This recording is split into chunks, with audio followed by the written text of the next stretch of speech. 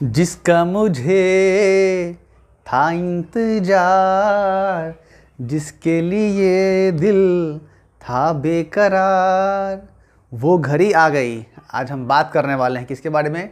Terminating decimal के बारे में। कैसे पता करेंगे कि कोई भी नंबर टर्मिनेटिंग है कि नहीं है, रिपीटिंग है कि नहीं है।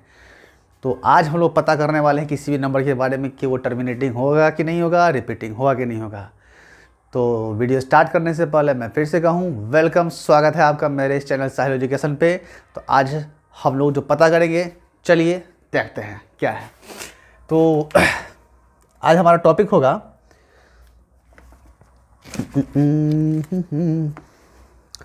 To test whether a given number is a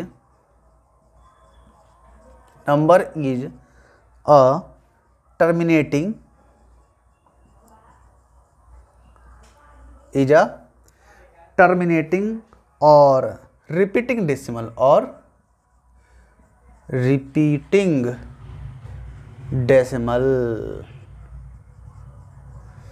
ठीक है। तो आज का हमारा जो टॉपिक है वो क्या है? To test whether a given number is terminating और रिपीटिंग डेसिमल। आज हम लोग चेक करेंगे किसी भी नंबर के बारे में कि वो टर्मिनेटिंग है कि नहीं है, या फिर रिपीटिंग डेसिमल है कि नहीं है। तो शुरू करते हैं, देखते हैं।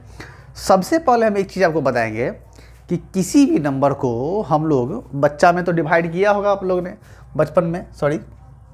तो डिवाइड जब किए होंगे तो हमने ये देखा होगा कि सपोज़ करो कि किसी भी नंबर को, ठीक है, जैसे 3 को 2 से डिवाइड किया तो कितना आता है? तो 3 को जब 2 से डिवाइड करेंगे तो रिजल्ट क्या आता है? 1.5 आता है, ठीक है। इसी 3 को अगर हम लोग 4 से डिवाइड कर दें, 3 को 4 से डिवाइड कर दें तो कितना वैल्यू आएगा? तो वैल्यू आएगा 0.75 आ जाएगा, ठीक है।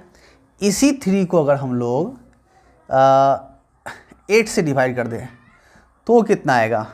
0.8 3 24, 6 8 7 56, 4 8 5 40, 0.375, ठीक है। बात क्लियर है? तो अगर 2 से डिवाइड करेंगे तो 1.5, 4 से डिवाइड करेंगे तो 0.75, और अगर 8 से डिवाइड करेंगे तो 0.375 आएगा, ठीक है। आगे देखते हैं, अगर हम लोग 3 को ही 5 से डिवाइड करें तो क्या आएगा? तो 3 को जब 5 से डिवाइड करें आएगा कितना? 0.6 आ जाएगा, ठीक है। अगर 3 को 25 से डिवाइड किया जाए, 3 को 25 से डिवाइड किया जाए तो कितना आएगा? तो 0.0136 बचेगा, 2 और 4 लगभग इतना आएगा, ठीक है। 0.0124 लगभग यही आएगा। मल्टीप्लाई करके चेक कर लेते हैं। 0.0124 बाई 1 2 3 4, 1 2 3 4 इंटू 25, 25 से 4 बार में चला जाएगा, 400 आया। 4 से काटेंगे, 4 या 12, 4 एकम 4, 31। सॉरी, ये डिवाइड तो गलत हो गया है ना, डिवाइड ये गलत हो गया। तो हम क्या करेंगे, फिर से इसको डिवाइड करके देखते हैं। 3 को 25 से डिवाइड देंगे, 0.01 टाइम में, सॉरी यही तो गड़बड़ हुआ था। तो आया हमारा 25, 5 बचेगा, 0 दिया, 2 टाइम 0.12 आ जाएगा, ठीक है। तो जब 3 को हम लोग 25 से डिवाइड करेंगे तो आएगा 0.12 आया, ठीक है। तो अगर 3 को 125 से डिवाइड करना है तो क्या आएगा? 3 को 125 से डिवाइड करना है तो क्या आएगा? तो 3 को 125 से डिवाइड करके देखो कितना आएगा? 0 दिए, पॉइंट दिए, 0 दिया, अब तो नहीं कटा, 0 दिए, एक और 0 लगा दिए, कितना आएगा? 2 टाइम में 250, 250 आ जाएगा, 550 आया। 0 डालेंगे, 125 को 4 से गुना करेंगे तो 0.24 आ जाएगा। तो ये कितना आ जाएगा? 0.024 ये आ जाएगा। तो कहने का मतलब ये हुआ, दोनों ही कंडीशन में हमने देखा कि अगर किसी भी नंबर को 2 से या फिर 2 के मल्टीपल से डिवाइड करते हैं तो क्या होगा? कुछ ही दूर जाके वो रुकेगा, डेसिमल के बाद क्या होगा? जाके कहीं ना कहीं स्टॉप हो जाएगा, कुछ फाइनाइट टर्म तक वो जाएगा, हाँ फाइनाइट टर्म तक जाएगा। तो क्या कहेंगे इसको हम लोग, तो कहेंगे टर्मिनेटिंग डेसिमल। क्या कहेंगे इसको हम लोग, टर्मिनेटिंग डेसिमल कहेंगे, ठीक है। क्या कहेंगे इसको, टर्मिनेटिंग डेसिमल। तो यानी 2 के मल्टीपल से किसी भी नंबर को अगर डिवाइड करते हैं, मैंने यहाँ ऑड लिया था इसलिए ताकि और क्लियरिफाई हो चुकी, क्योंकि इवन नंबर लेंगे तो 2 से काटना आसान हो जाएगा, तो पॉइंट में आने का कोई चांस ही नहीं रहता है, ठीक है। तो ऑड लिया मैंने। तो अब हम एक चीज़ से सीखते क्या हैं, इसे क्या समझ में आता है, हम इसको बोल सकते हैं कि यहाँ पर 2 का पावर 1 है, यहाँ 2 टू द पावर कितना है, 1 है। यहाँ क्या है 3/4 को बोलेंगे हम लोग 3/2 का स्क्वायर बोल सकते हैं। अगर 3/8 है इसको बोल सकते हैं 3/2 का पावर क्यूब, ठीक है। मतलब अगर कोई भी नंबर, अब अगर कोई भी नंबर p, मान लो कोई भी नंबर है p, अगर कोई भी नंबर है, अगर उसको 2 की किसी भी पावर से, मान लो कि m से डिवाइड करते हैं, p कोई भी ऑड नंबर हो, p कोई भी ऑड नंबर हो, और अगर 2 के पावर m से डिवाइड करेंगे, डेफिनेट है 100% है कि वो टर्मिनेटिंग होगा ही होगा। एक बात क्लियर। सिमिलरली उसी तरह से यहाँ भी चलते हैं, यहाँ हम ले सकते हैं क्या, 5 की पावर कितना 1, 5 का पावर कितना 3/25 को लिख सकते हैं कितना 3/5 का पावर कितना 2, इसको लिख सकते हैं कितना 3/5 का पावर कितना 3। तो जैसे हम लोग क्या करेंगे कि, तो मान लो कि इसको फिर से p मान लिए, क्या मान लिया, इसको फिर से p मान लिया, ठीक है। तो हम कहेंगे p का power p/5 to the power कुछ भी व्हाटएवर, वहाँ पर हमने m लिया था तो यहाँ पर हमने n ले लिया, ठीक है। यानी p को अगर हम लोग 2 का पावर n से डिवाइड करें तो भी टर्मिनेटिंग डेसिमल आएगा, और अगर p को हम लोग 5 टू द पावर n से डिवाइड करेंगे तो भी टर्मिनेटिंग डेसिमल ही आएगा। इससे एक कंक्लूजन निकलता है, क्या कंक्लूजन निकलता है इसको देखते हैं हम लोग, ठीक है।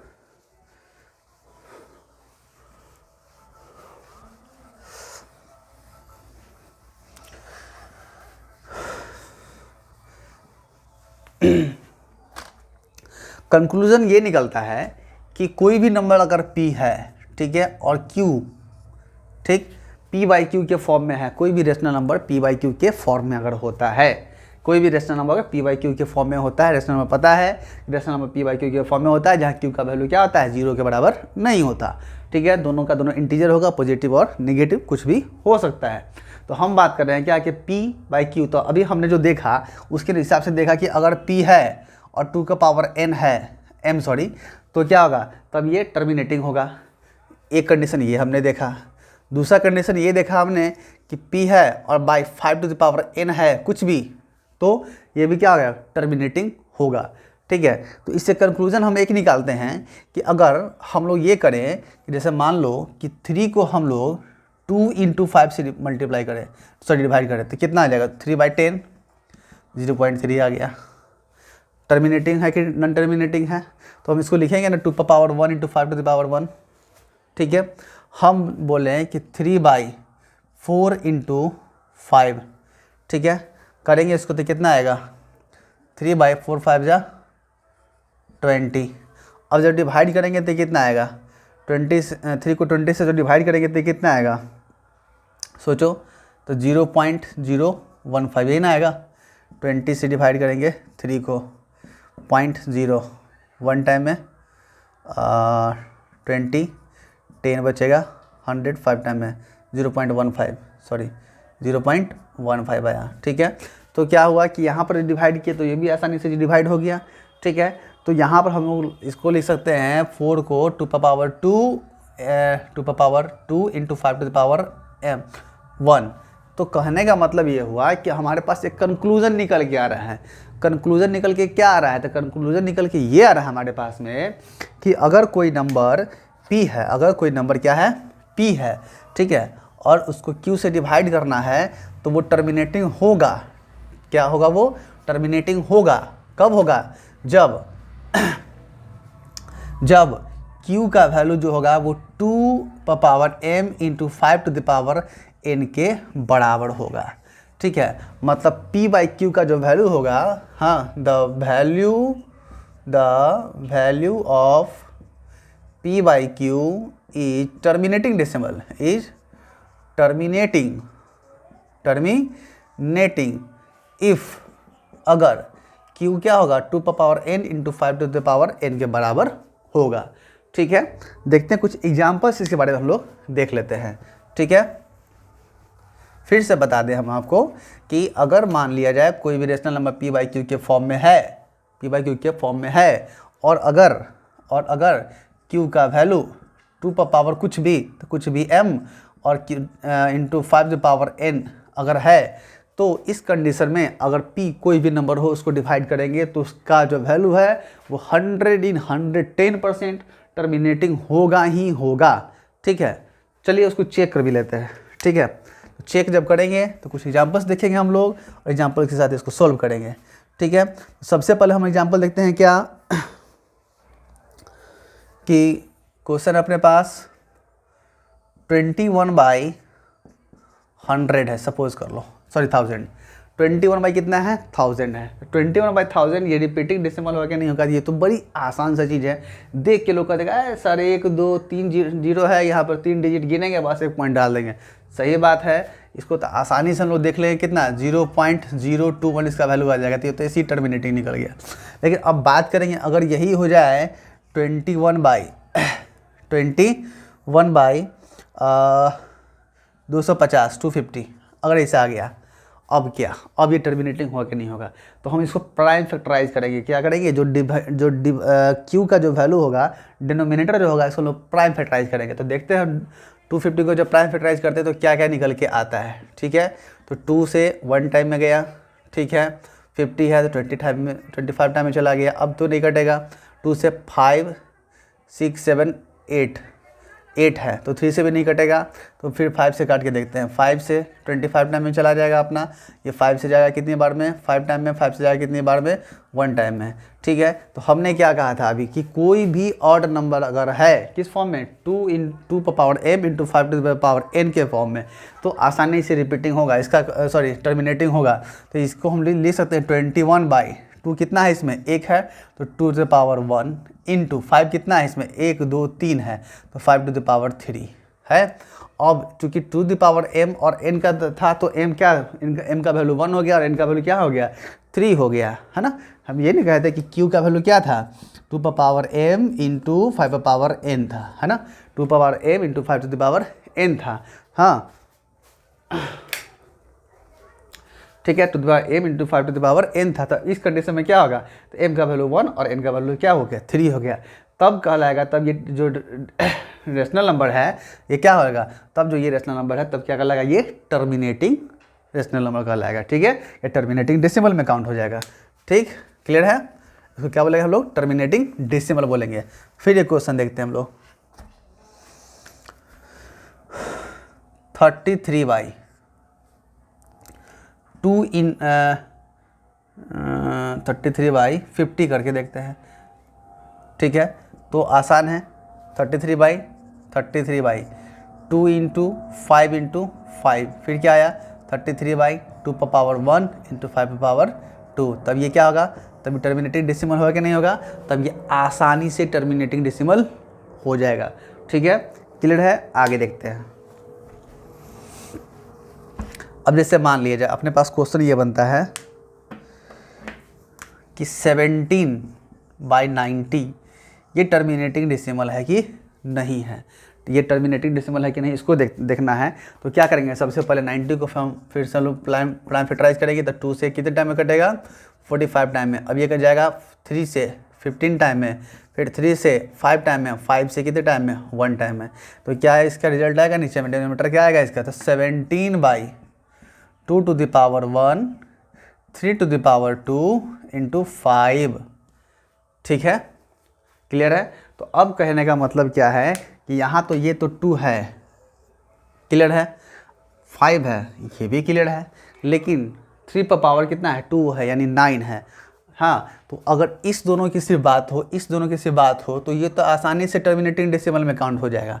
हाँ, अगर ये मान लो कि if 17/2 to the power 1 into 5 रहता तो ये तो टर्मिनेटिंग डेसिमल हो ही जाता।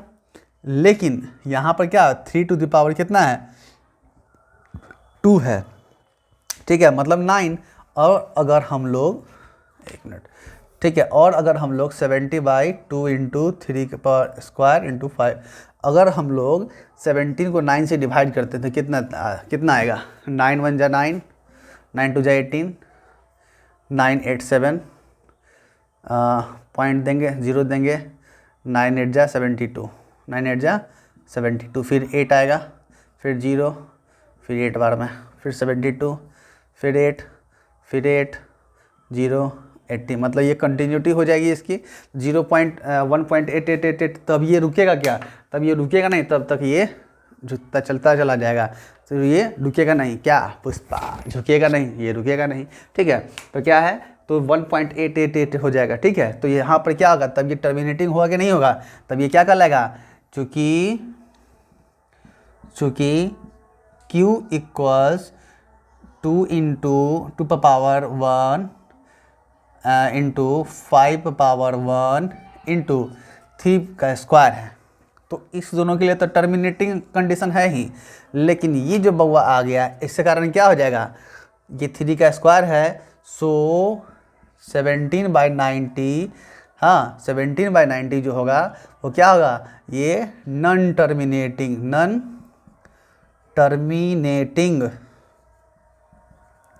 डेसिमल होगा, नॉन टर्मिनेटिंग डेसिमल होगा। लेकिन एक चीज़ और है, यहाँ पर देखो 1.88888 है, यानी 8 की कंटिन्यूटी बनी हुई है। ठीक है, रेगुलर इंटरवल पर 8 चलता आ रहा है, तो ये क्या होगा? Non terminating repeating decimal, non terminating REPEATING repeating decimal होगा, DECIMAL। ठीक है, समझ में आ रहा है? हाँ, तो आज का टॉपिक हमारा यही था कि किसी भी नंबर को हम लोग चेक करेंगे कि वो टर्मिनेटिंग होगा कि नहीं होगा और रिपीटिंग डेसिमल होगा कि नहीं होगा। तो हमने देखा कि कोई भी नंबर जहाँ Q की वैल्यू अगर 5m और 5n आती है और Q डिनोमिनेटर में होगा, तब जो नंबर होगा वो टर्मिनेटिंग डेसिमल होगा, अदरवाइज नहीं होगा। हाँ, और यहाँ हमने देखा 3 पर पावर कितना था? 2 था, है ना, जिसका वैल्यू क्या आया? यहाँ पर जब डिवाइड किया हमने तो 1.88 आया, तो क्या हुआ? ये कंटिन्यूटी में चला गया, नॉन फाइनाइट टर्म तक जाएगा। इसीलिए क्या होगा? 17/90 जो होगा वो क्या होगा? नॉन टर्मिनेटिंग होगा। और चूंकि पॉइंट के बाद, डेसिमल के बाद जो वैल्यू है यहाँ पर 8888 आ रहा है, 8 कंटिन्यू चलता चला जा रहा है, इसलिए इसकी वैल्यू क्या आ जाएगी? रिपीटिंग डेसिमल हो जाएगा। ये क्या हो जाएगा? ये रिपीटिंग डेसिमल हो जाएगा। ठीक है, तो वीडियो पसंद आया तो चैनल को सब्सक्राइब करो, वीडियो को लाइक करो और शेयर करो। तब तक के लिए मिलते हैं अगले वीडियो में, तब तक के लिए धन्यवाद, जय हिंद।